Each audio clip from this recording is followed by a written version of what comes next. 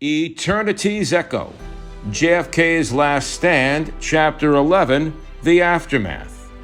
As JFK's sacrifice seals the rift, the containment device stabilizes the vortex, saving the laboratory at the Tunnel to Creation in 2018 on Long Island. And perhaps he also saves all of existence. The commandos who are on board are sworn to secrecy. Everyone descends back through the portal to Washington, D.C., 1962, their memories fully intact. For Everett and Bobby, the memory remains extremely sharp. They share a distinct sense of what happened, of a world saved by a man who, in another time and place, stood at the helm of a nation. Everett says quietly to Bobby in private, "It's like it never happened. Jack's still here, alive, and leading as if he was never at that lab. And he has no recollection of it. He never mentions it. When I hint at it, he simply looks at me blankly." Two realities, Hugh, one where he was sacrificed and another where he still carries on. And maybe that's the only way it can all make sense to anyone. In a world forever altered, the legacy of Jack Kennedy's courage lives on, unspoken and unseen, but remembered deeply in the minds of those who know the truth, and perhaps in the echoes of countless other realities. Bobby turns to the scientist.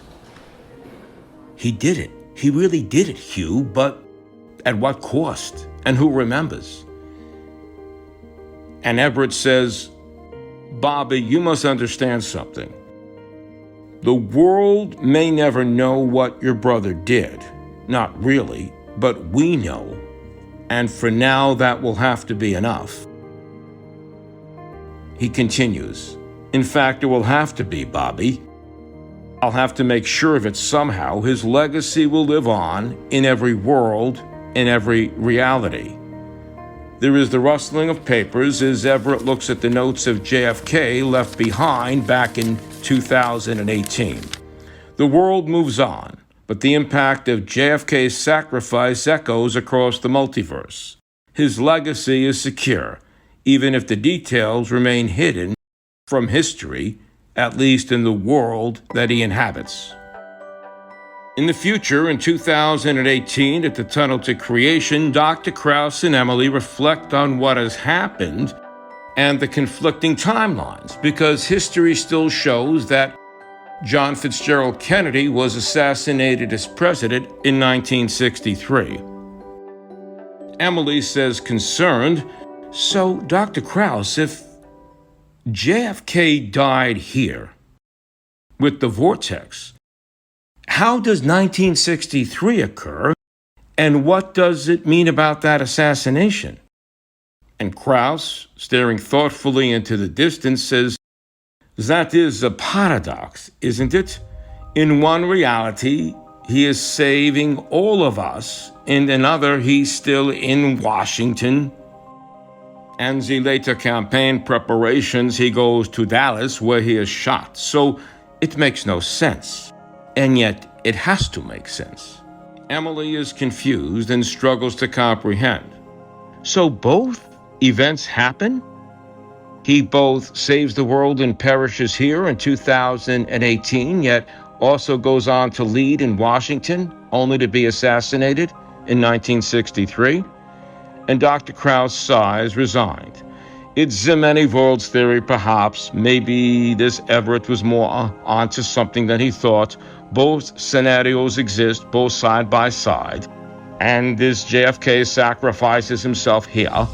And also history remembers things unchanged elsewhere. Reality splits, but the paths, they are real. Emily says softly, "I guess it's fitting then. He's both a savior and a martyr." And Dr. Krauss nods. It is the price of being a hero across all realities. Back at Princeton, Hugh Everett III reflects on the events that have transpired. The weight of what they've accomplished still remains with him, and also what was lost, and all of it hangs heavy on his shoulders. Everett murmurs to himself, The multiverse, infinite possibilities, infinite outcomes. But we saved it. Kennedy saved it. If only more people knew. As he sits alone, Everett writes down his account of the crisis, knowing that it may never see the light of day or get any kind of credence. But determined to preserve the truth for those who might one day need to know, he writes everything down.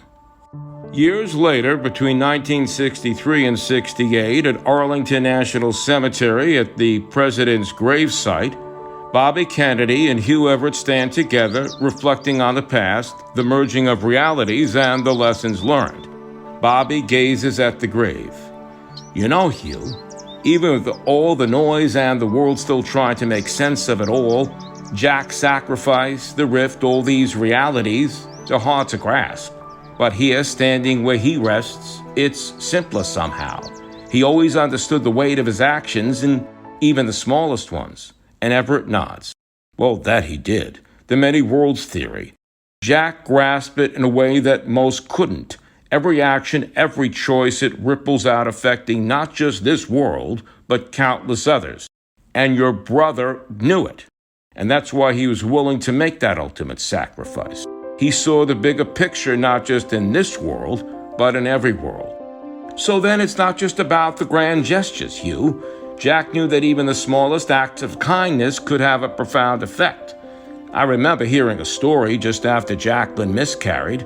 He visited the hospital late one night, and there was a boy badly burned, fighting for his life, and Jack took a moment, even with his own grief, to speak to the boy or leave him a note. And so he didn't have to do that.